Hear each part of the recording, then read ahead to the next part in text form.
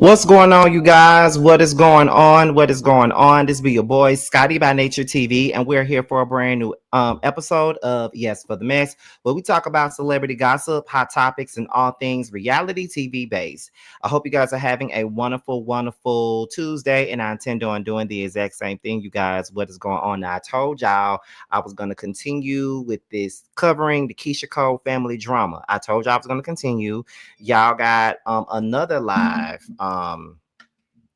after the fact. Okay, I have another live at 8:35 where we're talking about some regular gossip, but then we got another live at 10:35 where we continue with the Keyshia Cole family drama. So I'm trying to finish covering this by the end of the week because I feel like I've been covering it for a while now, but I had days where I skipped and all of that other stuff. But I told you guys we were going to continue to cover this story, and I already informed you guys. I don't know who's that calling me, but I already informed you guys that me and Ellis, aka Elijah, has already came together. He emailed me. We talked about doing an interview together, and I've already accepted it. So it's all about a matter of figuring out a day and a time to do the interview, y'all. Okay, so I'm just sitting up here, sitting on ready, and I'm sitting on waiting. Okay, I'm sitting on ready, and I'm sitting on waiting. All right, so with that being said, that's pretty much all that we got.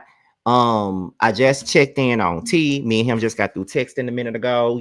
T is in very good spirits right now. He just wants to get up out that bed and get on up out of that hospital bed, and not in that hospital room and bed. And I definitely understand that, but we need for him to be better. We need for him to get back to the T that we know him to be, and that is all, and that is it. So shout out to my boy T. I definitely text him on my way back, because the reason why I was late is because I went to the parcel locker to go get some mail. My mama sent me a package, so I went outside to go get it, honey. Okay, I went out there to go get it. But however, baby, T's doing fine. He just waiting to see what's gonna happen next and stuff like that. So tomorrow is the Whether You Like It or Not, the Scene ATL panel. They're going to cover last week's episode of The Scene.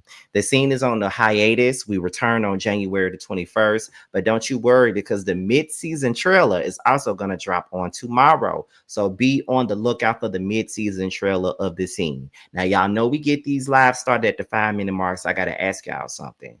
Outside of me, who is y'all favorites on the show right now? If y'all been watching The Scene ATL, I want to know, outside of Scotty, who is y'all favorites with an S, not just one favorite, but favorites on the show? Let's talk about that until we get to the 5-minute mark, because I really want to know what y'all are thinking about and how y'all feeling about the show and the cast members on the show.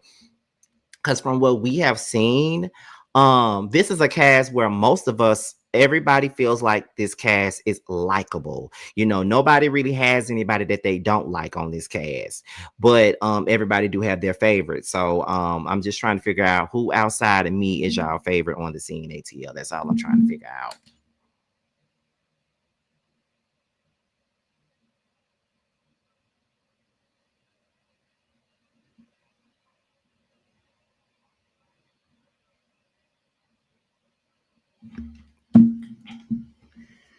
Miss JT and DJ, JT and Bando. What's so crazy is we all thought that JT would be the one that everybody hated. Even JT thought that she was going to be the one that was going to be hated, but she's not. You know what I mean? And we were just sitting there talking about season 2 and all this other stuff. So we are already getting prepared for season 2 and our reunion and stuff. But I love everybody. I love DJ personality. He draws me in, my bestie. Everybody is bringing it literally. Well, thank you, Payne. I can't wait for you guys to see the mid-season trailer on tomorrow. All of us as a collective feel like the second half of the season is the best half. Y'all saw the growing pains in the first half of the season, but by the second half of this season, y'all see that we gelled as a group, and there was so many intimate moments, so many personal stories are being told. It's just a lot, especially for me. I spilled all my beans for the rest of the season. It ain't just about Bando no more.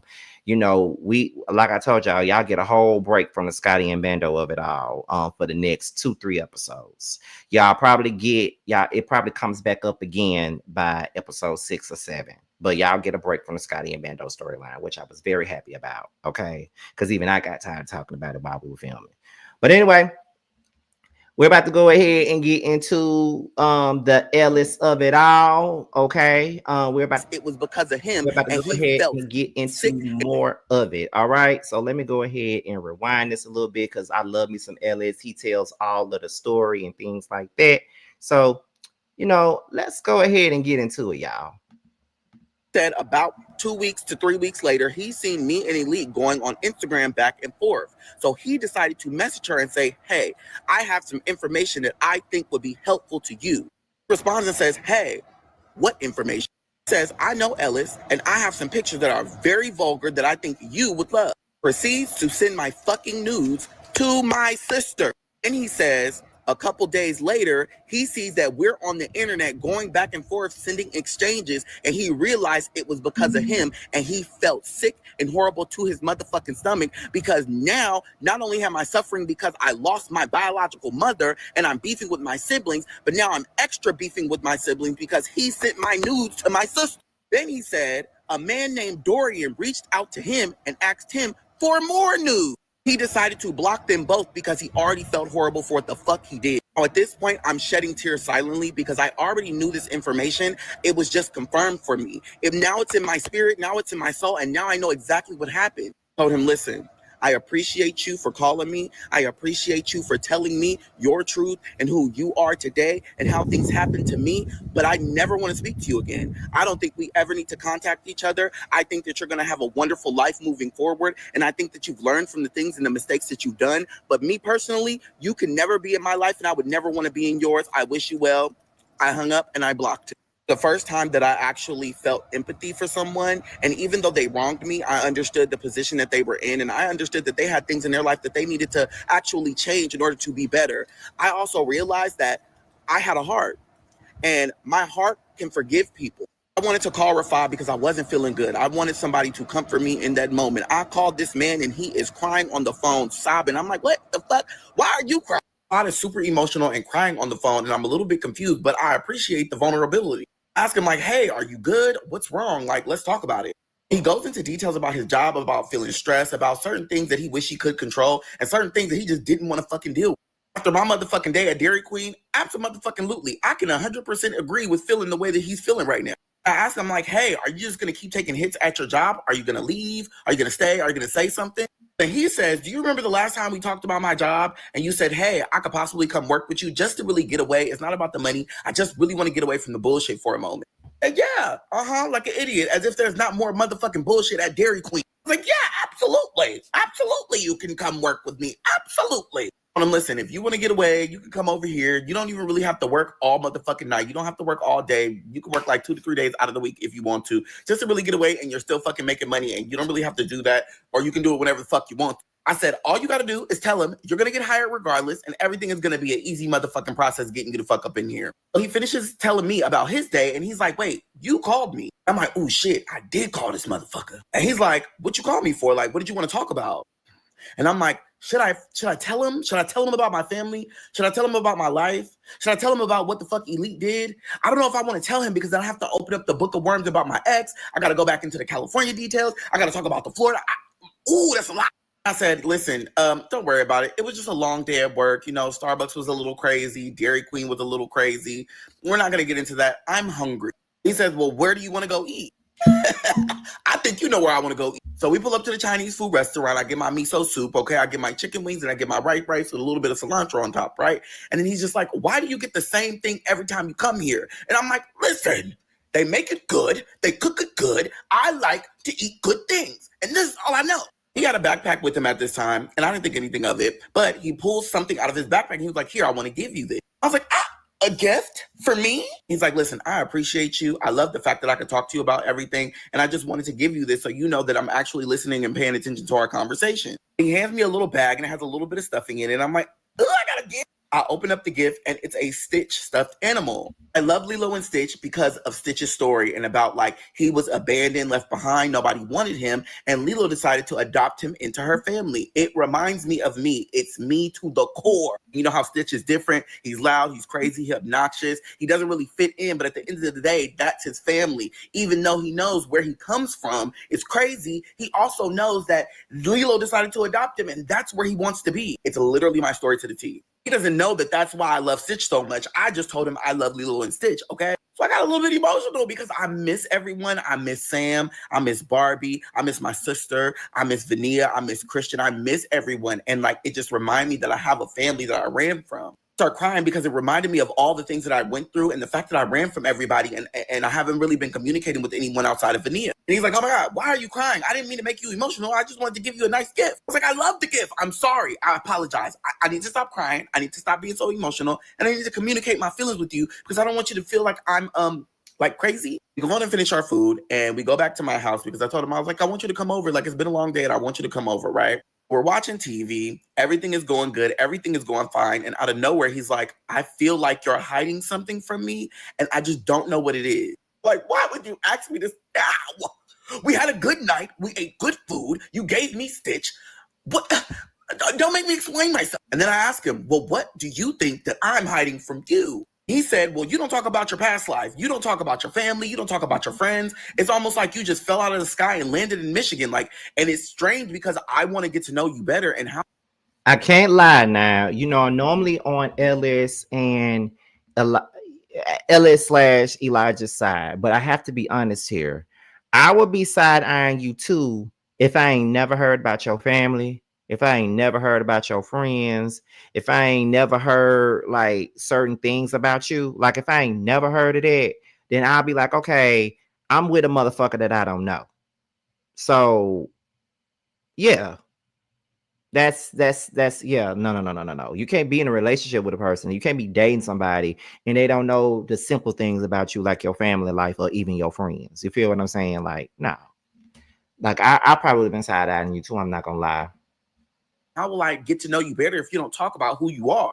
At this point, I'm fucked. Because now, if I say, you know what, I don't really want to talk about my family, it's going to sound defensive. And then if I actually talk about my family and my past life, he's going to be like, damn, so you didn't even feel comfortable enough to tell me? And I've been trying to tell you all about me, and you haven't told me anything about you, and you didn't even tell me who your family was? You didn't tell me where you came from? I don't want to deal with it. Tell him, it's complicated, okay? It's complicated. It's fucking complicated. He's like, oh, okay, I don't want to ruffle no feathers. Just to, I just feel like there's more to you that I want to know. Now, up until this point, me and him never followed each other on social media. But today, I decided to give him my Instagram. That was one of the worst decisions I could make, and not telling him who I am and then giving him my social media. He found out on his own. But he doesn't tell me anything for a whole 30 days. The next couple of days go by, and I get Rafad hired at Dairy Queen. So me and Rafad work the same shifts at Dairy Queen. I'm talking about he was in there like the motherfucking Krusty Krabs. I was SpongeBob, and that motherfucker was Mr. Krabs. I'm talking about we was in that bitch to win that bitch. Works fucking amazing. His work ethic probably tops mine.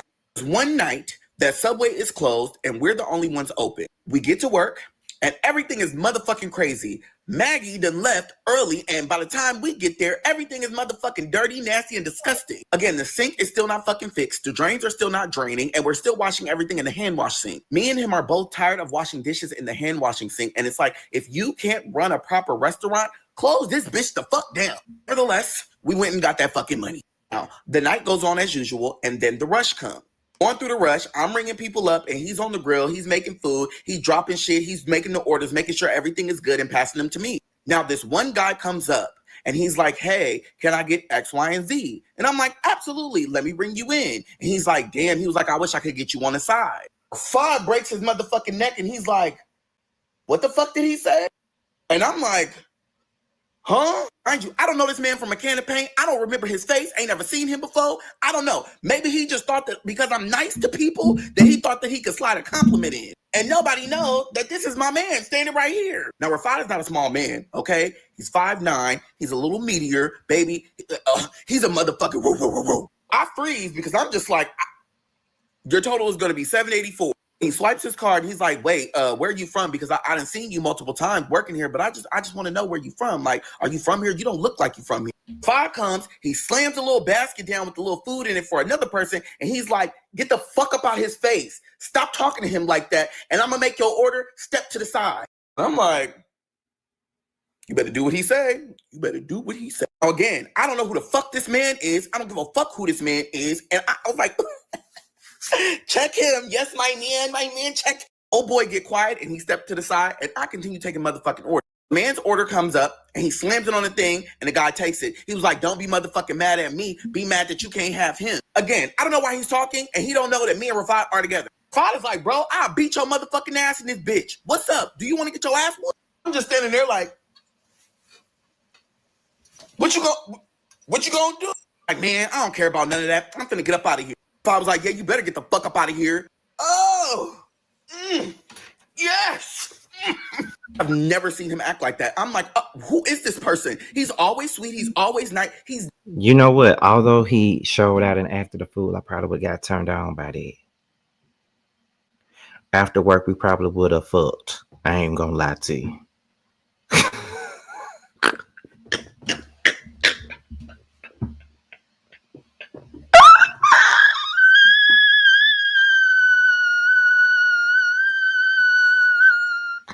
I'm just saying. I'm just being real. I'm just being honest.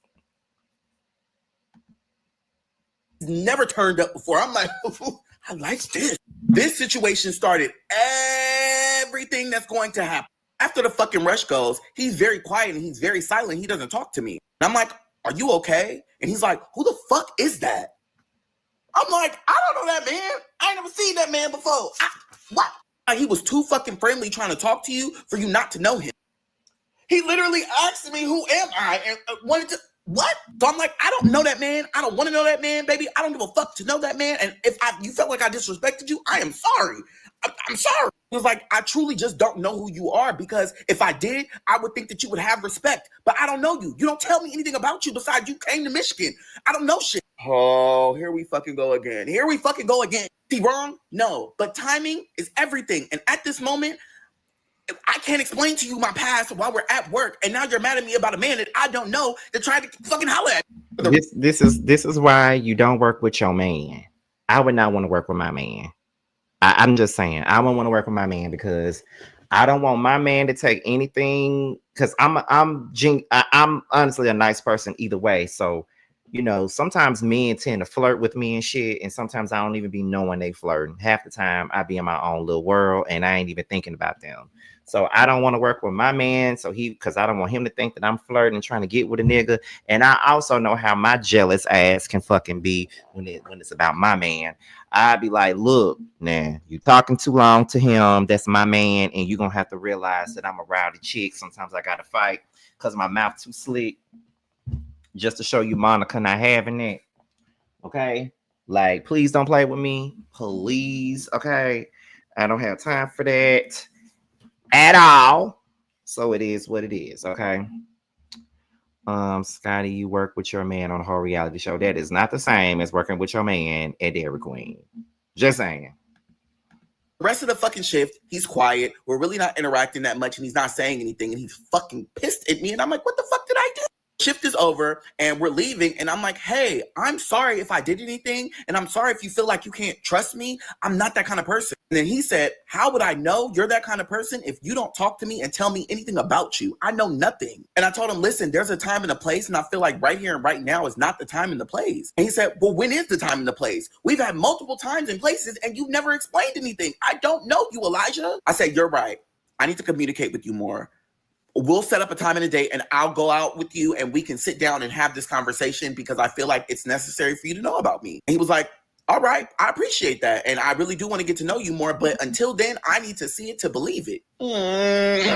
Not wrong, but damn, you're holding me accountable right now, which I don't want to do and don't want to be a part of, but I need. Then my phone started ringing. I'm like, who the fuck could be calling me right now? It's hella early in the fucking morning. I look at it. Bitch, why is Vinia calling me early in the morning? What the fuck? Well, I answer the phone and I'm like, hello? She's like, I think I found your car. I'm like, Vinia, how the fuck did you find my car? She said, well, I took pictures of the car before you left. Girl, What the fuck you mean you took pictures? I was like, why the fuck wouldn't I take pictures of your fucking car? I took pictures of your license plate and I took pictures of your car. You know what? I don't care. Love that for you. Love that for me. But I believe it's in Detroit.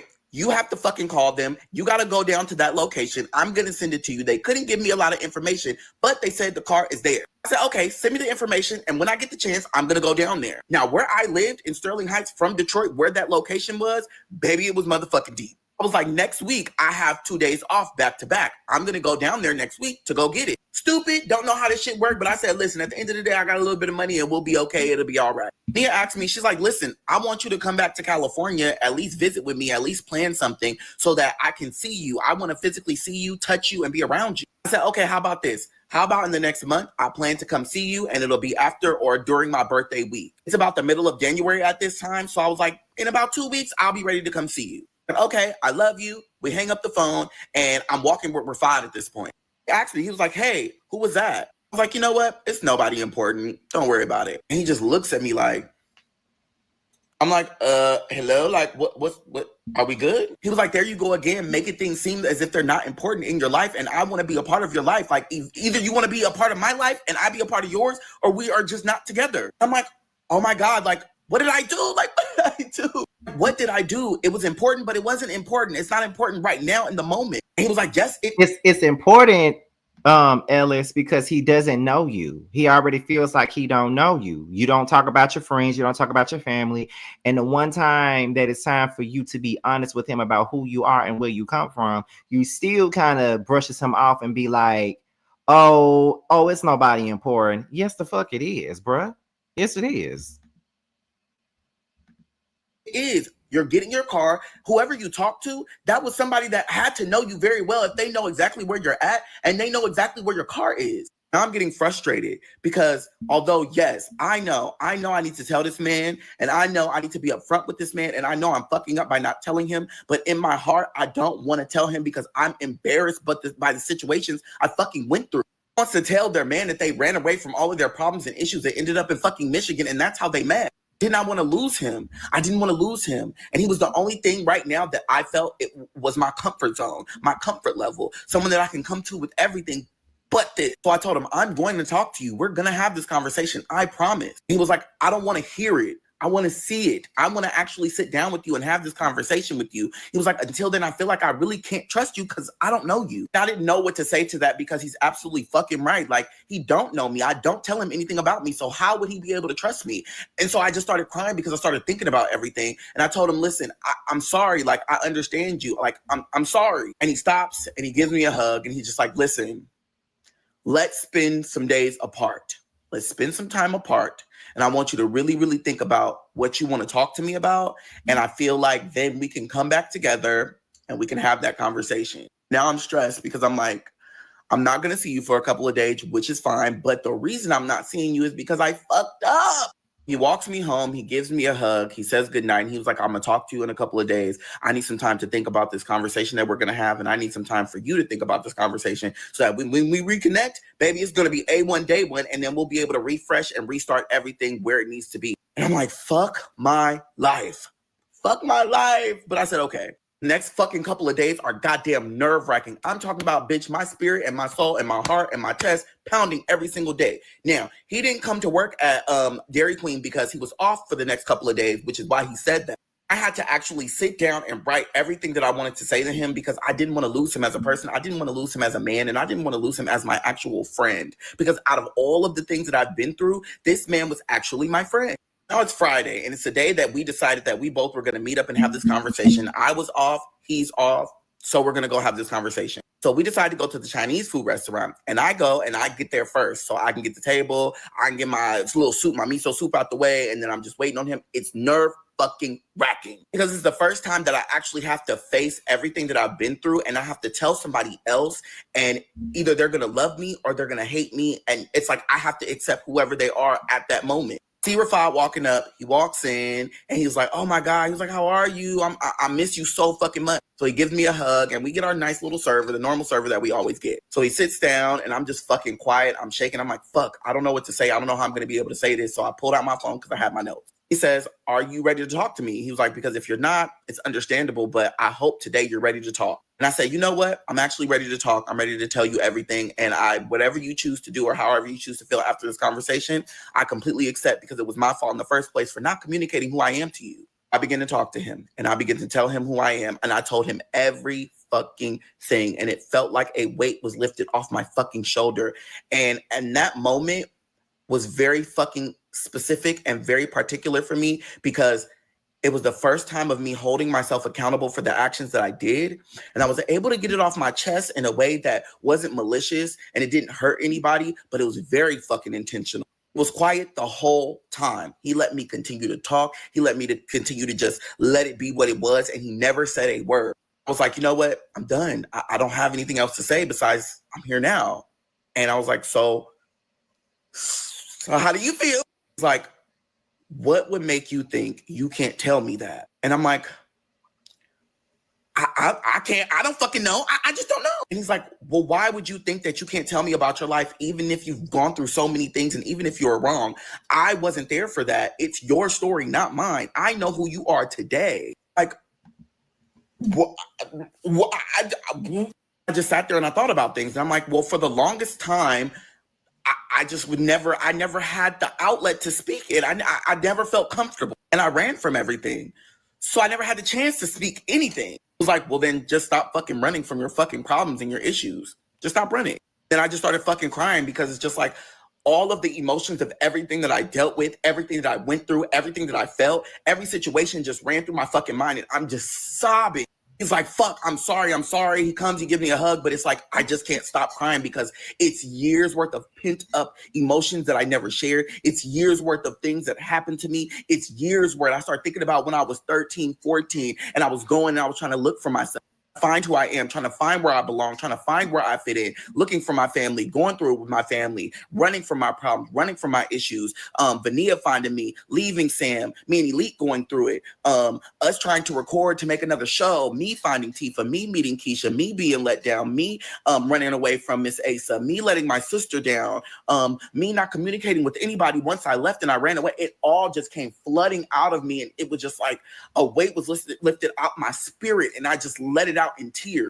I told him, you don't understand how freeing that was. You don't understand how free I feel. You don't understand how I feel the weight is gone. I don't have to deal with it anymore. I don't have to be afraid of it anymore. I just have to face it head on. And in that moment, I made a promise to myself to never turn away from a battle or a problem that I felt I couldn't handle. I faced it head on and I addressed it head on. And I told myself, if I can't deal with it, I'm going to ask for help. So I turned to him and I was like, if I'm ever facing a situation that I feel like I cannot handle myself, can I call you? Can I depend on you? And he said, I will be there every step of the way as long as you let me. If you don't let me know, how will I know you're going through something? I said, I promise. I promise that I'll tell you. And if I promise I tell you, will you promise you'll be there for me? And he said, yeah, I'll be there for you. Now I'm like, I got to reclaim my time on this earth and I have to start being accountable for my actions. And the first step of me being accountable for my actions is handling this situation with the car. My birthday is in 2 weeks at this point. And I'm like, listen, I got to handle this situation with the car because I want to go to California. And he's like, you're going to California? What are you going to California for? Are you going to go see your family? Are you going to go see your friend? What's the girl's name? I say, yeah, I'm going to see Vania, baby. I have to see Vania. And I say, you know what? Can you come with me, please? He's like, you want me? You want to go on a vacation with me? You want me to go on vacation with you? Me with you? I say, yeah, I want you to meet everybody that I talked about because they're actual real people. Like, I don't want you to think that these people don't exist and I'm just lying out my ass. He's like, no, I believe you 100%, but you want me to go with you. Like, you want me? I said, yeah, why are you saying it like that? Like, I'm ashamed of you? He was like, well, I mean, I don't know, maybe. And then I started thinking, I'm like, damn, me not telling him probably made him feel like he wasn't worth enough of my time and my spirit and worth it enough to see my family and my friends. Like, the fuck? I was like, listen, you are an amazing person, and I would be honored if you came with me. And he was like, well, if you're asking, absolutely, I'm coming. So I was like, listen, in the next couple of days, I need you to come with me to go get my car out of the fucking pound or wherever the fuck they got it locked up. I know the location. I just have to go there and I have to go get it. He's like, absolutely. I'm going to come with you. I said, listen, I'm going to text Dawn and Miranda right now and tell her the dates that me and you are both not going to be there because we're going to be making a trip in California. Now, I never told any of them that me and Rafad are dating because the first thing that I'm always is professional. And the second thing that I'm always going to do is protect my job and protect everybody else's. So I text them and told them that, hey, in the next 2 weeks, I'm going to be having to go to deal with my family in California and I'm going to need these specific days off. And I told Rafad to text me and let me know that he's going through a family emergency and he's going to need the next 2 weeks off. Now, once Miranda and Don A-okayed me to go, I was clear. Then once Rafad sent that to me, I sent it to Maggie and told her, hey, Rafad's going to need this time off. He's also going to communicate that with you, but he just told me. Now, Maggie A-okayed his time to go and his time to be out for 2 weeks. Now, I also told Starbucks and I told Kim that I needed these days off. And because Starbucks at that time had hella fucking managers, she said, absolutely, you have enough PTO. And on top of that, you've never taken any time off. So absolutely, you deserve it. Now, at this point, I've saved enough money to be financially stable and comfortable for a while. Rafad gets sick and he's like coughing, sneezing. It came out of fucking nowhere. And I'm like, oh my God, are you okay? He's like, yeah, I'm just not feeling too good. And I can't even really get out of bed. I told him, listen, don't worry about it. I'm going to send you some fucking soup and I'm going to send you some fucking medicine. Take that shit. Don't worry about doing anything with me for the next couple of days. Friday comes along, and again, I'm off. This is the day that I decided, hey, I'm going to go down to the fucking place and go get my motherfucking car, whatever the case may be. Now, my car was towed to a place off of 6 Mile Road. If you know anything about fucking Detroit, baby, you know what the fuck that means. I take an Uber down to the place that my car is supposed to be at. I get to the place, and when I tell you, it was the little dirtiest, nastiest place I'd ever motherfucking seen. And they had motherfucking bulletproof glass everywhere. I'm like, God damn. You would have thought I was in prison. So I can't even open up the front door at this point. I have to ring a fucking bell and somebody has to buzz me in. And then when I first walk in, they have this scanner little thing or whatever the fucking case may be and a security guard there. And I have to walk through that bitch just to make sure that I don't have any motherfucking guns on me. Walk through it and I walk to the front counter and there's this old little white lady who has a fucking attitude there. I'm talking about, I don't understand why this lady had a fucking attitude with me. I get it. Maybe you don't like your job. Maybe it's early in the morning. Maybe you just want to go home and maybe you ain't get no dick, but that don't have nothing to do with me. I'm here to get my motherfucking car and pay whatever the fuck I need to pay. So I give the lady my information. I tell her like, hey, this is my name. This is my ID. This is my information. This is all the papers that you need. I'm here to get my car. And what are the next steps? She's like, hold on. And then goes to type it. It's like, well, your car's not here. I'm like, okay. I know Vania's really never wrong in my head. And I'm like, so where is my car? Did it even get here? And she's like, yeah, at one point. I'm like, can you elaborate a little bit further so I can get more context on where the car is, please? At this point, I'm like, bitch, you trying it. You trying it. He says, it was here for more than 30 days and you didn't contact us and we didn't have the correct information to contact you. So it went up for auction. I said, auction?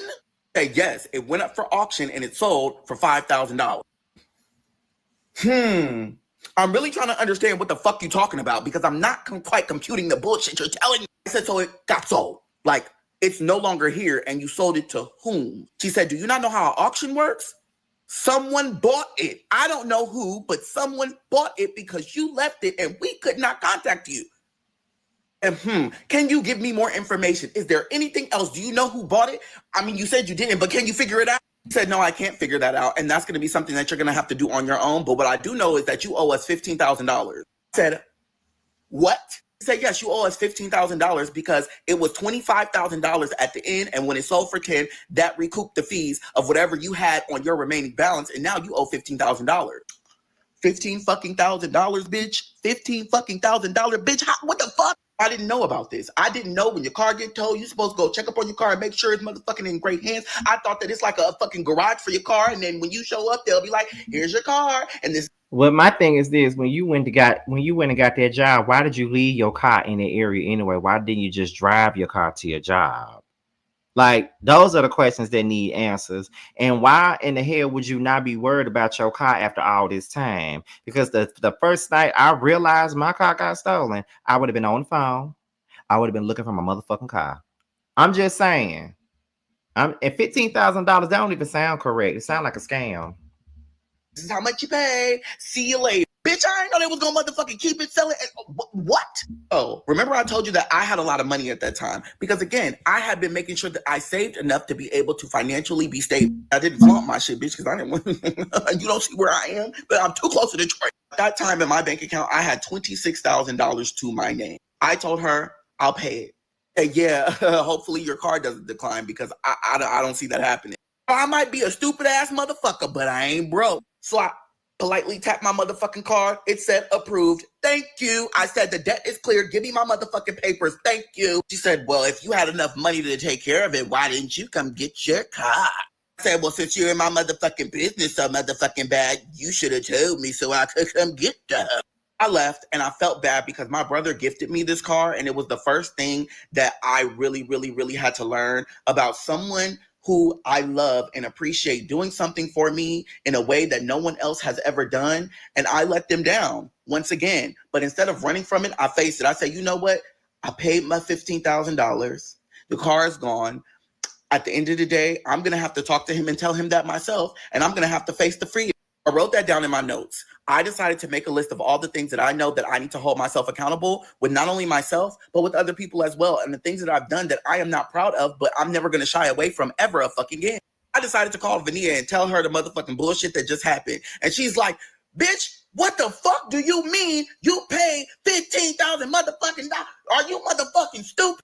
Girl, I ain't want that shit on my motherfucking nobody's motherfucking any motherfucking thing. Girl, what you talking about? I got the money to do it. That you paid. Okay, Ellis. All right, Ellis. Yeah, all right. You know what? You're stupid. I said, why the fuck am I stupid, girl? What do you mean? He said they have payment plans, you dumb motherfucker. You didn't think to get a payment plan? Girl, I didn't think they had payment plans. I didn't even motherfucking ask. Girl, I don't know nothing about this. She tells me about her day, and then I continue about my day, and I tell her, listen, I got to go. I'm going to just go home and go to sleep. I'll call you later. Catch my Uber back home, and as I'm getting home, I get a call from Dawn, and I'm like, girl, here we go. Like, I don't want to deal with you. I'm like, hey, Dawn, what's going on, girl? And I hope it's not bad news. She's like, well, unfortunately, I can approve you and your vacation. I said, you already did, though. You've already approved it. Like, I don't know if you forgot or disremembered the conversation that we had almost 4 days ago, girl. You said, oh, you're good to go. You don't have to worry about it. She's like, yeah, I know I said that, but now that I'm looking at the schedule and looking at the things that I have to do, I'm not going to be able to approve it, and not for those days. I said, okay, well, I'm going to tell you now. I'm not asking, I was telling. So regardless of what you're doing, I know what I'll be doing, and that'll be flying to California. And she said, okay, well, give me a moment, and I'm going to try to figure this out because I don't want the company and the business to go down because you're not here. I'll send you a text message in a group chat with Miranda. And at this point, I'm like, okay, because girl, I don't give a fuck whether I'm here or you're here or I'm not and you're not, bitch. I'll be in California. That's all I know. So Miranda starts a group chat with me, Rafad, and Dawn. And she texts the schedule, and it has me on the schedule for those said days. And then on the next week, it has me off all fucking week. As if I'm like soft fired. But they also had Rafad soft fired. Mind you, I'm making $11 an hour. So at this point, I don't give a fuck. I said what I said when I said I needed those days off. You already approved it. Miranda already okayed it. And Maggie already said, it's all right. We'll handle it. So if everybody down the totem pole who's higher than me in position tell me it's okay, then it's motherfucking okay. I don't know what you're going to do, but whatever you're going to do has nothing to do with me. PTO don't mean paid time off, bitch. It means prepare the others. And that's what the hell you need to motherfucking do right now. So I hit back in the group chat. I'm like, why am I off the week after I said that I need a vacation on these specific days? And why is Rafad off as well? It's not connected. She's like, I already had the conversation with you over the phone. And I said, you know what? After I seen that text message, I just let her motherfucking at it because I got tired of the motherfucking bullshit. I said, listen here, you funky ass, dirty ass motherfucking owner. I'm tired of you playing with this motherfucking store and playing with my motherfucking emotions. At the end of the fucking day, I'm not coming back to this funky ass, nasty ass, dirty ass, goddamn trifling ass store. Now, Rafad is so fucking messy. He sends back in the group chat fucking that emoji. And I'm like, I can't take you fucking serious. Then I get a call from Miranda, and she's like, that is so disrespectful. You don't talk to us like that. I said, do you know the shit that I had to deal with? You were sweeping dookie motherfucking water all on the goddamn floor with the fucking broom that we use. I had to bleach it, sanitize it, and at the end of the day, I threw it away and bought another one. You don't have motherfucking hot water. The sink is still fucking plugged up. It has sitting fucking water. Do you know how many fucking bacteria, mites, and germs are in that motherfucker? And they're flying around in the goddamn air, and I wear my mask every motherfucking day because I don't want to get goddamn sick. And she's like, well, it's if you don't like these conditions, you can leave. And that's exactly what the fuck I'm doing today, girl, because $11 an hour is not goddamn worth it to be scooping ice cream in a hot-ass motherfucking factory. I'm not coming. Like, I never expected this. I never expected this language from you. Well, nigga, you don't know who the fuck I am. You better go get your motherfucking curls retwisted and figure it the fuck out, because I'm done. I'm tired. And you lucky I don't call the fucking department of health on your motherfucking ass. So now she's just on the phone trying to be honest, that's what you should have did, because ain't no way I'm finna be working at a restaurant, washing dishes with Dookie water and all that other bullshit. Hell no, honey. Oh my God. And I three-way Dawn in. And Dawn answers, she's like, hello? And I'm like, listen, at the end of the day, I'm gonna tell you just like this. I'm never coming back to that dirty ass, crunchy ass, dusty ass, nasty ass, roach-infested motherfucking store. You better be glad I don't call the Department of Health on both of your white asses. The shit will be shut down in less than 24 motherfucking hours. She said, I don't like threats. I said, it's not a threat, motherfucker, it's a promise. I hung the fuck up. Because I don't have time for the fucking bullshit. God damn it. I don't give a fuck about them hot dogs. I don't give a fuck about that goddamn ice cream. Everything is motherfucking dirty in that bitch. I'm talking about you swipe your hand across the goddamn machine and it's nothing but goddamn grease because it flies around in the fucking air. Shit. You give a fuck about making $11 an hour? Ho, you think I give a shit? I'll go get me a job today. And that's exactly what the fuck I did. I got hired at Little Motherfucking Caesar. I might be stressed about my motherfucking life, but ho, I ain't never stressed to make $1. Ever. I'm gonna get it out the mud. So I called Rafad after all that. He's like, that is crazy. He was like, you know what? You act just like your motherfucking I don't want to hear it. Thank you, but I don't want to hear that right now. You're quitting. I quit.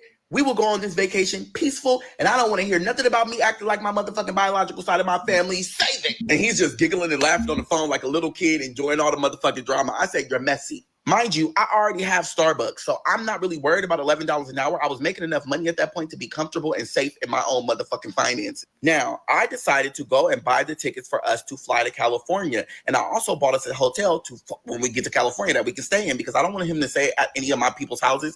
It was just not that. I wanted him to experience my friends and my family in a good way, in a nice way, and in a way that made me feel comfortable as well. Now, a week before we're supposed to fly to fucking California, a snowstorm fucking comes. And I'm like, so I get a message on the app that I bought our tickets through, and it says, your flights will be delayed for 2 fucking days. And when I say snowstorm, I'm talking about the first snowstorm that I went through was nothing compared to this one. You couldn't even fucking walk outside. I'm talking about it was hitting you in the face and it felt like fucking needles was in your motherfucking eye socket. So we just came to the conclusion, at this moment, we are not going to California, baby, because I'm not gonna hop my ass on a goddamn plane knowing that it's snow in the motherfucking air and they can't see, I can't see, the airplane crash. I don't want it to be another Aaliyah, baby. I am not going down like that, and I love my girl to death. So I tell him, instead of us going there, how about you just take a Uber and you come over to my house, and then we could just spend a couple of days together. It'll be nice. It'll be comfy. We ain't got to worry about nothing. Or if I comes over and he's like, oh my God, let me show you something. And I'm like, what the fuck do you got to show me? Like, what's up? And he's like, oh my God, Miranda posted on goddamn TikTok, and she says she's looking for managers. Girl, managers?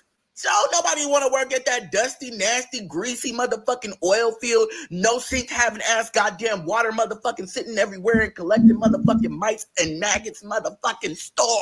He was like, yeah, because she's fucking famous on TikTok. The crazy part is she never shows that store on TikTok because it's so nasty and so motherfucking dirty. Like literally, if you showed that store, if I was to see that store and walk through the store before I got hired, I would have never fucking been there. But guess what? I needed $1 and I was going to make it motherfucking holler. It's just funny how when people explain or they see people on TikTok, the reality of the situation is sometimes never what the fuck it actually is. So Rafad orders us some fucking food because again, it's snowstorming outside. And I'm like, what are we supposed to motherfucking do? What the fuck are we supposed to motherfucking watch? Like, I mean, we could get it in. We could, but I'm like, I don't really want to do that right now. So he's like, how about we put on the Keyshia Cole show so we could actually watch and see your family?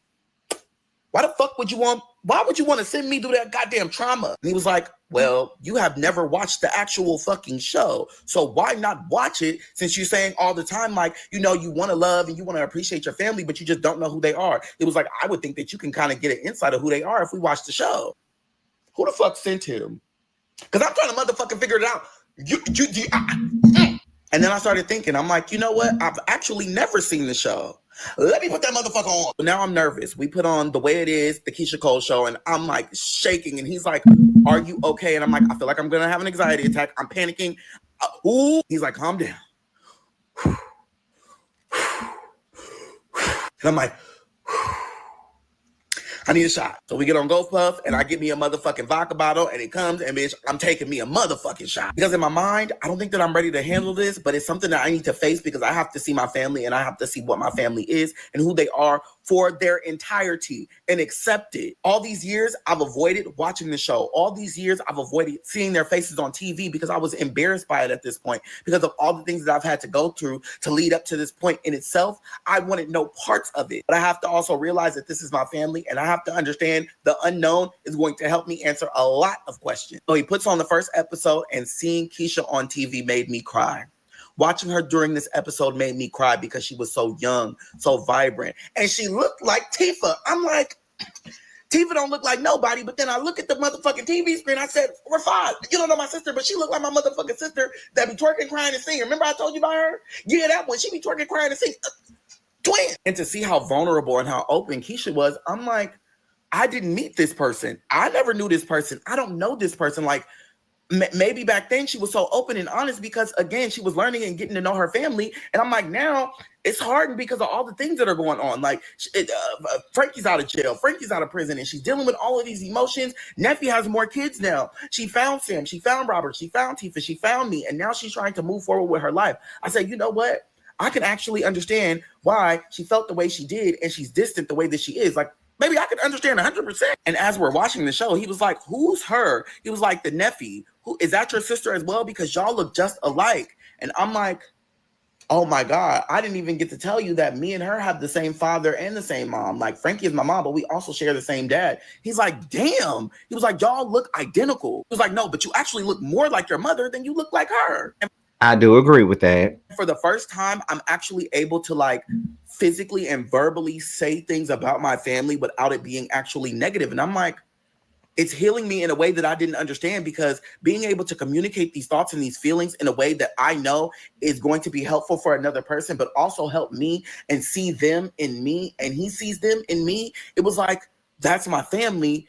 And for so long, for the past 3 years, I felt so undermined by them. I felt so overlooked by them. And I didn't even realize their struggles that they went to get to this point. Like, I was like, I'm so fucking stupid and oblivious because although I had struggles and although, yes, I was a minor at the time, I didn't even realize that they were living in their own fucking problems and their truth. The fact that Neffy had an alcohol problem, the fact that Keyshia had a problem with Neffy all the time because she couldn't control her, and the fact that they were still looking for their siblings actively, which I was a part of, and they didn't know how to go through that. The fact that Neffy said she was going to go to court, the fact that when they went to go see Frankie, like Neffy was late, and then they all got on Neffy's ass about being drunk all the time and saying she wanted to get rid of her kids. Like, it all made perfect sense as to why things are the way that they are today. I rewatched those 6 episodes over and over and over. He took a nap. He was asleep in the motherfucking bed, rolled over in my motherfucking good blanket, and I just sat there. And some episodes I cried, some episodes I laughed. It was almost like I was experiencing my family for the first time again. And then I started to see everything a little bit different because I know that Keyshia had to go through so much to get to this point. I know that Neffy had to go through so much to get to this point. And my mother, Frankie, had to go through so much just to even live her life and be able to have more days. It made sense why when I reached out to them, why a lot of times they were hesitant because, again, you have to realize how much they fucking went through. I didn't even know how much they fucking went through until I watched the fucking show. I couldn't make it to the second season. I was like, you know what? I need to take a breather. I need to take a fucking break. This is too motherfucking much. Me and Rafal, we decided to take a nap together. Well, really, he fell asleep on me watching the show motherfucking full time. And I decided to go to sleep too. The snowstorm goes for about 4 to 5 days. Rafal stays with me and everything seems to be going normal. I'm taking accountability for the things that happen with my family. I'm apologizing to myself. I'm talking to Vania consistently. I'm in a place where I feel like I'm doing so much better emotionally. And I feel like I'm able to verbalize things. Now I want to start going to therapy. Now, I wanted to tell Rafat this because I wanted him to feel like I am actually taking the steps of accountability that I need to have with myself. And I wanted to share with him. He was like my best friend. Now, at this point, me and Rafat had open communication about everything, especially after me telling him about my story and about my history and about my past. So the night that I want to invite him over so I could tell him I wanted to go to therapy, he calls my phone and he says, hey, I'm going to be going out with my friends. They're back in town,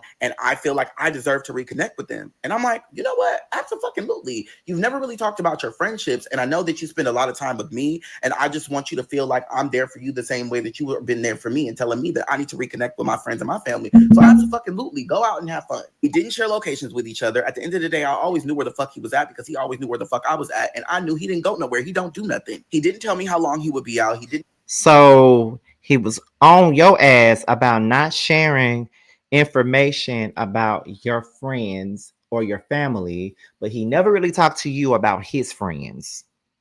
Weird. Okay. Tell me when he was coming back. And honestly, I didn't really care. I wanted him to go reconnect with his friends and have fun and do the things that he felt like it was necessary for him to be and do at the time. The day goes by, I really don't hear from him. When we initially had our conversation, we had our conversation at 2 o'clock. It's now 8 o'clock and I have not heard anything from him. So I decided to call him because I'm like, at this point, are you okay? I texted him multiple times, no answer. I call him and he answers my fucking phone. Now, as the phone is answered, I hear a bunch of bitches in the background. I'm talking to her like, oh my God, it's fine. Which is whatever because I'm like, oh, well, he never told me who the fuck his friend was. And I'm not too sure who the friend is. It's loud music in the background, so I'm just going to assume that they're at like a house party or maybe they're at the bar or the club. I don't motherfucking know. I'm just sitting on the phone and I'm listening. And they're like, ha, this, that, and the third. Like, ha. Let me sit on your lap. Let me do this. Oh my God, yes. Let me do X, Y, and Z. Rafad. Oh my God. Girl, what the fuck do you mean? Not let me sit on your lap. Oh no. Sit on the lap, bitch. You better be sitting on the motherfucking front porch, bitch, because I don't know who the fuck lap you sitting on. Not mine. So now I'm overly motherfucking mad. Like, bitch, you got me fucked up. At the end of the day, I can see if you're hanging out with your friends, but it's too many motherfucking bitches in the background. And knowing that this man is bisexual, baby, anything and everything goes. I hang the phone up, and for my peace, I lay the fuck down because I'm like, you know what? When he calls me and he says he wants to see me, I'm going to make sure that this motherfucker knows in person. I'm going to wait. I'm going to play it motherfucking smart. So 2 a.m. comes around and he calls me and he's like, Elijah, where are you? I'm coming over, bro. Bro, I'm coming over right now. Answer the door. I'm coming over. What? I'm like, you know what? Bring that ass here, boy. Bring that motherfucking ass here. Now, here's a quick intermission of Miranda talking about firing me and Rafad, and she posted it on TikTok. Now let's take a look. Here's my 23-hour-long day. Unfortunately, I recently fired 2 employees, so I covered their part of the shift from 6 to 10 a.m. I'm really not a morning person. I come back to the house and he's drunk as a bitch. And I mean, I'm not talking about the type of drunk that's like, oh, it's a casual type of, oh my God, I'm fucking drunk. Like stumbling, falling, and mind you, I am small. I'm 5'2". He's like 5'9". So first thing I do is I check the dick. Nothing out of the ordinary. Doesn't smell different. I make sure I check the armpits because you just never motherfucking know. And then I check the neck. Nothing out of the ordinary. I check the smells. Nothing out of the ordinary. Everything is fine. I think he really just went out and he had fun with his friends, which he did. And again, he's allowed to do whatever the fuck he wants when it comes to going out because at the end of the day, I need you to have fun and enjoy your own personal life as well. It's just like, baby, that pocketed phone call is sending me to motherfucking orbit. I was ready to tear some shit out. He lays in bed, laughing, giggling. We're laughing. He's making me laugh because I'm like, bitch, you drunk as shit and you just making me giggle. And I'm like, this shit funny as fuck. Then eventually he fucking passes out. And mind you, I'm not one of those type of people to go through somebody's motherfucking phone. But in this moment, because I got that ass motherfucking dial phone call, I was like, you know what? Divine intervention. Hand me that real quick. I need to go through this motherfucking phone. I didn't know his password. So what I did was he had facial recognition and he was laying on his motherfucking back. Thank you. There was nothing out of the fucking ordinary at first, bitch. I'm going through the phone and I'm trying to figure out, like, why is no number fucking saved? Number one, if you have close friends, most of the numbers are going to be saved. Neither here nor motherfucking there. Everything is normal. Everything is fine. I'm not really tripping, except for one fucking number. And I was like, it seems as if the messages have been deleted mid-conversation. So it's just like, they'll be like, hey, and then the response will be like, nothing from him. But then they'll be like, oh, that's cool, blah, blah, blah, blah, blah, blah, blah, blah, blah, right? Like, I'm like, are you deleting your fucking responses? Like, what?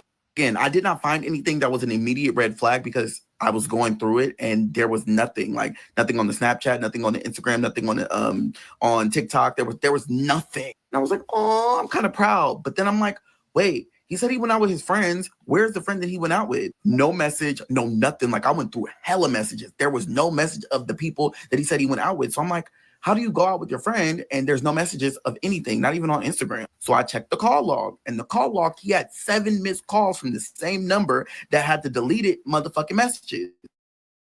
Put the number down, and again, I didn't text the number or call the number or do anything with the fucking number because at the end of the day, baby, I didn't see anything that was extremely suspicious besides you deleting your fucking messages. lock his phone, give it back. I put it right under his pillow, and then I lay down, go to sleep. That's the end of the motherfucking night. Now, morning comes around, and we both wake up around 11:30, 12 o'clock-ish. So it really wasn't morning, it was afternoon, but whatever the case may be. We wake up, it's fucking like eerie, brown, gray outside. I'm like, this is ugly. I ask him, like, hey, how'd you sleep? How was yesterday? And he's just kind of quiet. And he's like, yeah, it's pretty cool. Like, I'm just jet lagged. I'm tired. I drank too much. And I said, baby, I know, because you were trying to fucking twerk on a handstand in the motherfucking room. He was like, I was trying to twerk? Me? I was like, nah, I just played. I asked him, like, oh, so how are your friends? Like, you should check up on them. He was like, nah, they'll be fine. They'll be good. Like, you know, I'm pretty sure everybody made it home because I was just tired. And that's why I ended up coming back here, because I just wanted to lay down and go to sleep. I was like, oh, you don't want to check on your partners? You don't want to? Okay, cool. Again, for the rest of the day, it was kind of like a weird energy, weird vibe, because again, he stayed with me and I was off that day. So I was like, what's going on? So I asked him, like, are you okay? Did I do something? Like, are you cool? Because you ain't never act like this before. He was like, no, I just got a lot on my mind. Like, it was so much fun last night. And it's like,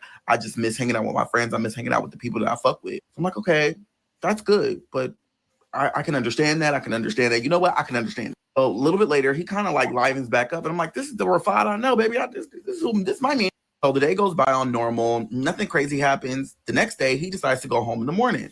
Perfectly fine. Absolutely. Why not? You got your life to live. So the next day goes by very fucking strange, because I'm texting him, and I'm not getting any responses. And the responses that I am getting are very fucking dry. Like, damn, bitch, do you not like me? Text him, I'm like, listen, you need to tell me what the fuck your problem is, because at this point, I feel like you hate me or don't like me or don't want to be with me. And if that's the case, baby, just say it, not keep it pipping and keep it moving. And he takes a while to text me back, but then he does. He texts me and he says, hey, I seen what happened with your sister. Like, I seen what happened with that situation. I'm like, okay, like, I told you what happened with my sister. I'm confused. And he's like, yeah, but you didn't really go into details, and that's what the shocking part is. I'm like, can you please elaborate? Because now I'm confused. Like, well, you never really told me that your nudes were just floating around in the air somewhere, and the fact that your ex had naked pictures of you, and they were sent here and they were sent there, and then this was happening. He was like, I don't know, it's just very weird. He's right. I did not go into super fine details of the nude situation, because, again, it was still kind of sour for me. And the fact that it was still coming up, I'm like, I didn't tell him the details, and I should have. I really should have. And if you're going to keep it honest across the board, you need to keep it honest across the whole fucking board. But at the same time, it was still an open wound for me, because bringing it up hurt me, because why would my sister do that? Explain to him, absolutely, like, I should have told you that part, and I should have gave you that moment to actually take that in, because I didn't even realize until now, like, what if you didn't want that in your life, or what if you didn't want that part of me and that part of that situation to be a part of you? It was like, well, it's not the fact of the information itself, it's the fact that it came up in conversation when I was out. And I'm like, huh? He was like, yeah, I was showing my friend, like, you, and then that came up in conversation because they seen it all happen on Instagram. At that time, this was still a fresh situation. And when me and Elite were going back and forth, there were so many things fucking said. And that was one of them. Even Elite, I believe she went live and there was a whole situation. I told him, I was like, oh, I'm sorry that came up in conversation. I'm sorry, like, when you mentioned me and you talked about me a little bit, the fact that even became a topic in itself to talk about is insanity. And I immediately got embarrassed, because I'm like, oh my God, like, if that would have just never happened to me, I probably wouldn't even be in this situation to begin with. But again, it's something I have to face and I can't shy away from. So I told him, yes, at that time, there was a lot going on. And the fact that my nudes entered the chat and entered the situation in the first fucking place, it should have never happened. But I also understand that there were situations prior to that I had my nudes out anyway. But those specific nudes that was sent to Elite, I sent my ex in the first place on Valentine's Day. So they were very specific. There wasn't anything that was out on the internet that he didn't already know about. You know what I'm saying? But those specific nudes got sent to my sister, and my sister sent them to every fucking body else. He said, it's not the way that you're portrayed. It's not the way that people talked about you. And it's not even the fact that you didn't tell me about the nude situation. It's the fact that I had to hear it from somebody else. It was like me and my friend kind of talked about it a little bit, and it put a sour taste in my mouth. And then I started thinking, because I didn't tell him I went through his phone, when I went back, because I took a picture of his fucking phone and the fucking messages he deleted. If you look at the fucking timestamps and you line the fucking timestamps up about what the fuck is going on and how everything happened, he was out when him and his friend were fucking texting back and forth. So clearly around 8, 9 o'clock, you were with them, or you were in the bar, or whatever fucking situation. It probably came up and you guys started texting back and forth because there was a people around you and you didn't want to say everything out loud. Under fucking stand. Says, I don't want my man to be out there in the open, and I don't want everybody to have access to him. Like, I want my man to be my man. I don't want people to have that option to be like, oh yeah, I seen him like this, and oh yeah, I seen him like that, and oh yeah, I seen them been, you know what I'm saying? That's 100% his reality. That's who he wants from a partner. So absolutely, I'd be like, you know what? Absolutely. And I'm sorry that even came up in a conversation. I'm sorry I wasn't the first one to tell you. And I'm absolutely fucking sorry that you probably felt embarrassed. And, you know, I would be embarrassed as well. So I 100% understand you. Well, you was embarrassed because it happened to you. And on top of that, that was in the past. To be quite honest, y'all, I wouldn't even be upset about something like that. It happened before you. He didn't even know you then. So I feel like Elijah / Ellis should have a little bit of grace in this situation because it happened before him. And I understand that you probably felt some kind of way about him not telling you the whole story about the nudes, but it's sour and it's embarrassing. And that's probably something that he did not want to talk about. But again, if you're going to be real all the way across the board from the start. You feel what I'm saying? Like, you got to be real all the way across. But it's not his fault though. It wasn't his fault. He gave those news to a man that he was with at the time. He had no idea that them same news that he gave to a man that he was with at the time was going to be given to his sister. Neither did he know that his sister was going to be the one to put him on blast for everybody to see. He didn't know that. So I don't think that he should be held responsible for that. I don't think that's fair. Now, he said, is there anything else that you need to tell me that I don't want to hear from somebody else because that's embarrassing? He said, if I hear something from somebody else, I don't think this is going to work because I'd rather you just be honest and tell me up front and I can make my own decision. The relationship ended because I lied. The honesty was a non-negotiable and I understood that and I still chose to lie. I lied about doing OnlyFans with my ex. Instead of being honest and fucking upfront about what the fuck I had done, I lied about it. Once this lie came to the fucking light, there was nothing that I could do. But it was with your ex. It's not like you were doing OnlyFans while you were with him. OnlyFans was a part of your past. Why are we breaking up over something that happened in the fucking past? Man, fuck Rafad, whatever the fuck his name is. Fuck him. Dude, I had already made a promise that I've told them everything, and unfortunately I didn't. But my relationship ended. My lying broke fucking trust, and unfortunately it was fucking irreversible. Woke up alone, and it was the first time that I actually felt actually alone. I didn't even know that I had a presence around me that I needed the fucking most, and it broke my spirit, it broke my heart, and it broke my soul, and it was all my fault because I had the opportunity to be honest about my past and honest about who I was, and unfortunately they found out through other sources and not through me. Even though it was old, someone posted a video of me and my ex as if it was recent, and they found it. And unfortunately, because I did not tell the truth, it was as if they were blindsided. Like, who the fuck is this? Why the fuck are they on my man? And I would have the same motherfucking reaction because what the fuck are you doing? Continued my fucking days as if nothing fucking happened. I went to work, and as soon as I would get off of work, I would fucking cry. I would cry my way all the way home. I would get home, and I would fucking cry because I did something that hurt someone so fucking bad that they did not want to speak to me anymore. No matter how many times I apologize, no matter how many times I say I hold myself accountable, no matter how many times I say I want to move forward, this person no longer wants to talk to me. And I think that it was the first time in my life where I actually truly felt like I had been left alone. I started eating less. I started fucking sleeping less. My life became fucking miserable and depressing. And I blamed myself each step of the way. Instead of actually taking the accountability, I just sat there and I couldn't do anything. Now, a year prior to these events, I had a medical condition with my heart, and I had a medical condition that affected my appendix. And so me being depressed and me feeling all of this negative and sad energy affected my body, and it affected my health, and it affected my eating habits. And I started to get sick. Started having fucking pains, and I didn't understand why. I still was taking medications, but it wasn't getting any fucking better because, again, I was depressed and I was feeling a lot of emotions, and I feel like I put a lot of stress on my body. So I didn't really have anybody anymore now. So I decided to take my ass to the fucking hospital because the bitch didn't want to die. Now, when I get to the hospital, I specifically tell them that I have trouble breathing, I have chest pains, and then I have a very, very hard time swallowing. It's like my throat is like swollen or something. Now they tell me to sit in the waiting room and then they'll get to me as soon as they can. It takes them about 45 minutes to actually pull me to the back. And when they pull me to the back, I talk to the nurse and I tell them the same exact fucking symptom that I told the person that at the window when they first did the interview. From the room that they had me in with the nurse, they decide to hook me up to this machine. And then they said, we're going to wheel you into another room so that we can do some lab. Now, I tell them again about my fucking medical condition. I tell them about my heart, and then I tell them about my appendix. The original nurse that I had has been switched to another nurse.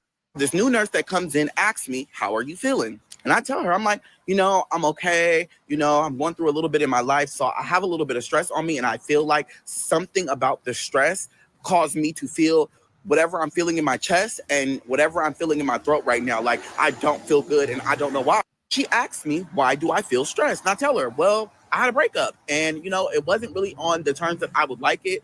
And I feel like there could have been things that I would have done better. And I feel like this did put a little bit of stress on me on top of the other things that I had going on in my life. She writes all of this down and then she proceeds to ask me, have I ever wanted to unalive myself? And I said, abso-fucking-lutely not. I've never felt like that. I have never felt like that. And at the end of the day, I'm honest with myself and I'm honest with my emotion, baby. If I ever felt like that, I would say it, but I've never felt like that. She then asked me if I have an honest support system. And I said, sometimes, but I don't use it. And a lot of times I'm by myself because, again, I like to take things on my own. Then she says, all right, well, I'm going to have someone else come in and they're going to ask you a few questions. And then from there, we're going to evaluate everything. I'm like, okay, that's perfectly fine. Absolutely. So she walks out of the room and then I notice that the door doesn't have a handle on the inside. And I'm like, whoa, I've never seen that before. It must be a different kind of room. I take a look around the room and I see there's no window, there's no TV, there's about 3 chairs on the right-hand side of me. And then in front of me, there's a small table. Keep in mind, I am still in a hospital bed. Now, when I originally had my conversation with the first person that I talked to in the actual hospital, they gave me a form. This specific form asks you about your fucking feelings. It tells you, like, are you feeling good? What did you eat today? Like, you literally have to fill it out almost as if you're in kindergarten and they're asking you all these different fucking questions. Never in my life ever had to fill one of these forms out, but I answered everything fucking honestly. Now, based off of my answers on that fucking questionnaire sheet is why the first nurse referred me to the second nurse. Now, the second nurse comes back inside of the room and she has this TV fucking monitor on a little wheeling cart. And it's a very small TV monitor. It's like one of those old school ass motherfucking TVs. I asked her immediately, I'm like, hey, why am I in this specific room? And like, where are the windows? Like, where's the doctor? Like, I'm very confused on where I'm at. Tells me that we're doing a mental evaluation check. I'm like, how the fuck did we get here? Said it just like that to her. Like, how the fuck did we get here? How the fuck did I get here? He said, based off the questions that I answered on the questionnaire that I handed to the person at the front desk, they referred that fucking questionnaire to the first nurse who referred you to me. He said, now you're going to have to talk to someone through this monitor and they are going to ask you specific questions and we're going to see if we're going to place you on a 72-hour fucking hold. I have never in my motherfucking life been through nothing like this. And the fact that they can think that somebody through a fucking computer screen can read your fucking emotions, I mean, maybe, maybe not. But I feel like you need to be face to face with that person in order to garnish and gather all of their fucking emotions and everything that's going on with them. You need to see their body language. You need to see their facial construct. Like, I feel like you need to see a lot in order to make these kind of passable judgment. I asked the nurse, what if I don't fucking want to take the fucking questionnaire with the nurse or whoever the fuck is going to be on the TV? And at this point, I'm openly and honestly being myself because I don't know what the fuck is going on. And I feel like my rights are being violated. She says, listen, it's either you take the questions from the nurse on the other side of that screen or you're going to be indefinitely placed on a 72-hour hold voluntarily. And then I started crying because I started to get fucking angry because I'm like, what the fuck can I actually do to get out of this situation? I'm like, bruh, what if I just get up and walk out right now? He said, we have nurses and people that are on the other side of these doors that are going to be able to restrain you. And then you're going to also be placed on a 72-hour hold plus an extra evaluation. I'm like, you know what? Just go ahead and go through with this because at the end of the day, I know my feelings and I know what I'm not. And I am not unaliving myself. The nurse turns on the TV and then in a few minutes, another nurse pops up. It's a black lady and she's like, hey, how are you? I said, I'm doing fine. I'm just ready to get out of here. I hope that this can go easy and that we can start this process so I can actually go back to wherever I was and I can actually get treated for whatever's going on with my chest and whatever is going on with my throat. Now, she says, that sounds like a plan, and I have only 3 questions to ask you. I said, okay, that's perfect. I'm ready. So she says, number 1, have you hurt yourself? I said, absolutely not. Never have and never will. She says, okay, cool.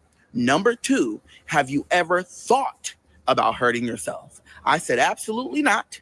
I never have and I never will. And then she says, okay, last question. Have you ever thought of hurting somebody else? And I'm like, does that mean like physically, like in a fight or like, you know what I'm saying? Like a rumble? Like, maybe, girl, if you try to attack me, absolutely. She was like, okay, so like if you're defending yourself, I said, oh, absolutely. I'm gonna defend myself down. I said, but I ain't never like just ran up on somebody and tried to like 1-2 punch them. I said, that's not my style. I defend myself if necessary. Other than that, I mind my business. She said, okay, all right. That's the end of this. And then the nurse will come back with the results, and then we'll see where you go from there. In minutes, the nurse comes back and she says, hey, Ellis, so today you will be going under a 72-hour hold, and we will be taking you to our mental facility that is on the 5th floor. And I'm like, bitch, what? Nigga, you gotta be motherfucking joking. You gotta be smoking dick, bitch. I know you, bitch, you're lying. He says you need to calm down, because if you don't, I have nurses that will come in and restrain you while we're doing this process. I want it to be streamlined and seamless for you. I want you to be comfortable, but I also want to make sure that you're safe and I'm safe as well. Start fucking crying, and I'm like, you know what? Do what the fuck you need to do. Just make sure you get out of my face after this all is said and done. Heart is fucking racing. I'm crying, because I'm like, this bitch is really taking me to a fucking crazy hospital. Fuck. And this is where I fucked up. The clip I just posted, that was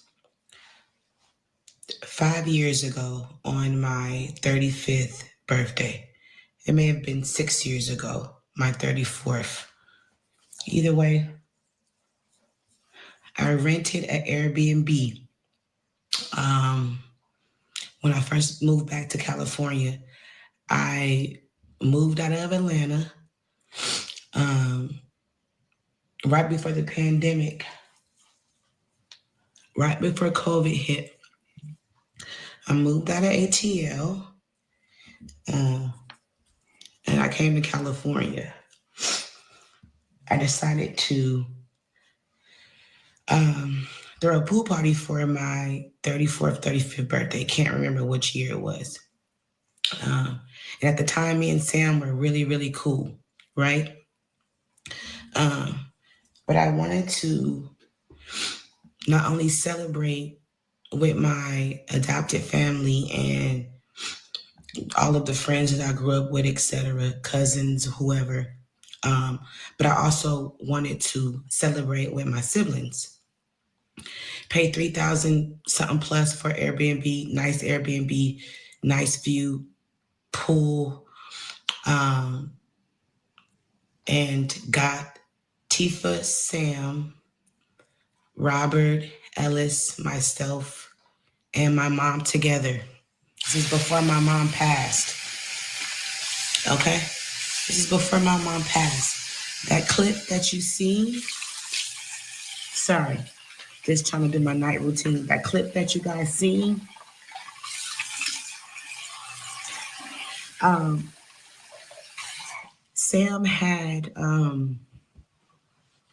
Sam technically paid a camera guy to kind of do like a little show introduction.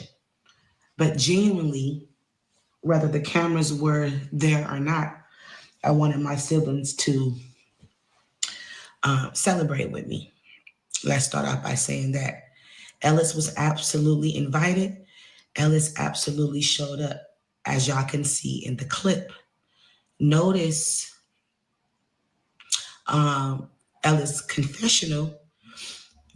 He basically said that he felt like he didn't have anybody, and he just needed to be around his biological family, people who received him for who he was, people who loved him, people he could trust, etc. Plus, he wanted to be around my mom. My mom absolutely agreed. Frankie agreed. Now, Frankie didn't stay the entire time, but she agreed to come and be with at least 5 of her children. Neffy and Keyshia, I think Neffy couldn't make it because she had something to do, and Keyshia was never going to show up, period. But I was satisfied. I had 4 of my siblings with me on my birthday. That was the last time I seen Ellis. Literally. That was the last time I seen Ellis. And we were on good terms then. We loved on each other. We hugged on each other. We cried. We sang. We partied. We drank. We smoked. We did things the normal family does. No drama, no nothing. Now, fast forward, my mom ended up passing. Now, at the time, my mom wasn't connected to Ellis. She wasn't connected to, yeah, Ellis was the only person she wasn't connected to. Her and Sam was at odds a little bit. Her and Tifa was kind of getting along, kind of not getting along. She tried to reach out to Keyshia. Keyshia changed her number. She was very much so involved with Neffy, talking and speaking to Neffy, communicating with Neffy every other day. And I was literally checking on my mom, pulling up on my mom, making sure my mom was straight every single day up until the day that she passed. Now, be prepared for it to get a little crazy. I'm not much of a storyteller, but the truth don't change. So I hope you guys become locked in, and this is absolutely a more vulnerable version of me. I know you guys seen the first 2 or 3 videos. I was really upset because I feel like I was caught off guard. But I think I can handle this in a much better way. So stay tuned. Now, at the time, was my mom sober? No, but she was sober that day, right? And we had a ball. Now, let's fast forward. After the birthday party, after I rented the Airbnb, after I got all of my siblings, well, not all of them, but some together, I didn't see Ellis after that. Now, Ellis ended up popping up sometime later. And at the time, Sam was doing really, really good. Okay? Sam was doing really good. He had a nice house. He had several cars, a few bitches. He was doing really, really good, right? And Ellis needed help. Ellis needed help. Now, if your adopted family is so amazing, so wonderful, and so much better than your biological family, why didn't you go to your adopted family for help? When I need help, I go to the people that I know that is going to genuinely help me, that loves me, that knows me, etc. He reached out to Sam for help. That is how Ellis and Sam became buddy. Okay, Sam was like, okay, I'm in a position to help you.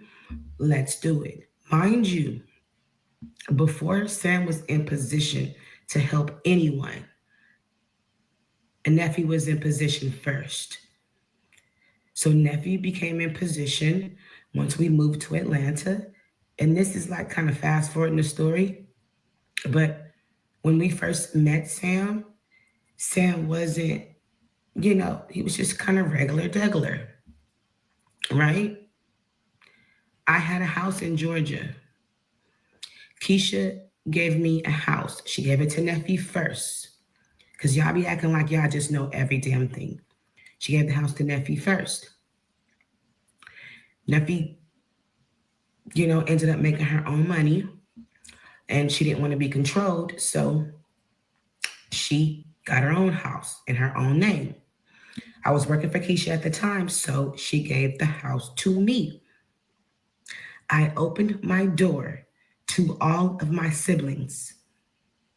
Sam came and lived with me. Robert came to visit. Tifa thugged it out with me in ATL. Ellis was nowhere to be found. This is before Ellis.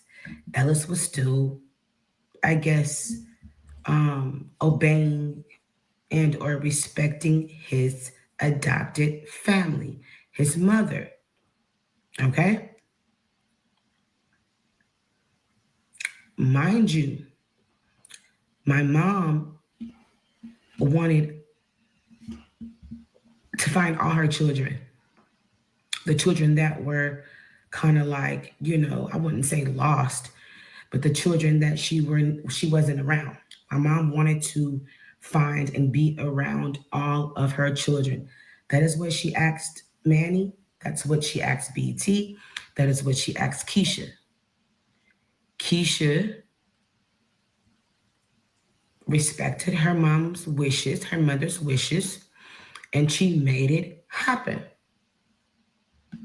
Now we're gonna stop it here because that's the end of this particular video. However, I have another live to do around 9. I decided to push the other live based off of this, off the next part of his story to tomorrow, early tomorrow afternoon, because I'm already sleepy now and I already got one more live to do after this. So, Elite is annoying. Elite gets on my fucking nerves, and I hate how she's spinning this shit because she's trying to spin this like this man literally made the decision to not be around them, not just forgetting the fact that this boy was a whole minor, forgetting the fact that it was a closed adoption, forgetting the fact that at the end of the day, being that it was a closed adoption, she wasn't going to find him unless he went out and tried to find them himself. She knows that, but she's trying to flip this, and I don't like it. And I just feel like every time Ellis tells his story, she comes out and says something. And I feel like the reason why she comes out and says something because she got some shit to hide. And like I keep saying, just because I'm telling my story, it's not me trying to diss you. It's me telling my story. I'm trying to heal. And if you a part of this story, then you just a part of it, bitch. Get over it. You shouldn't have did the shit that you did. And that's just it. So I just feel like it's bullshit. I feel like she's not telling the truth. And I think we'll get more into Elite on the next one. Now, as I said, that was part 4 right there. It's 9 parts so far. So we're going to get into part 5 and part 6 on tomorrow. The link is already set for tomorrow because I was going to come back because I was going to do another live today. I was going to do this next live that I got at 8:30, but I decided to push it back to 9:30 to give me some time to decompress and just let my laptop charge. And I chose to push the Keyshia Cole one to tomorrow at 1 Eastern. I might push it up. I might push the video up depending on what time I wake up in the morning so we can get it on out the way. But definitely I'll be back. Okay. So I'll be back for another Yes for the Mess, but I'll be back to talk more about Elijah and his story on tomorrow. With that being said, you guys, your boys up out here, and I'll talk to you soon. See you guys at 9:30, 9:35 for the next live. Talk to you later. Get that 20, yeah, you always been a sneaky bitch, hating from the sidelines, trying to get picked, yeah. You don't found one, yeah, you don't found one. You don't found one, found you a real one. On my assets lately, you catching face shots, fire catching babies. Heavy on the highs, better get you some gravy. Cut that lady check, why you out here being lazy? I got bored with that season, I'm talking shit when I'm spitting. Fact the bitch, I'm the reason, when it got you hoes heated. Snow got them hoes sneezing, got the meals you not eating. Where had them hoes leaking, God trust when I'm speaking. It's giving. Big bands gon' make it hot. Real niggas gonna come up, don't let the game gon' change us. Real niggas in my circle, ho, don't ever play us. This the real hustle, we make the money, don't make it make us. They ain't bout shit, talking out they neck. Bitch, we bring the heat every time we step. You fucking with a beast, fucking with the best. Get money on the east, plug on the west. Bitch, I'm from the north, but we run it south. Bitch, we outside, what you talking about? Who the fuck is me? No, who the fuck is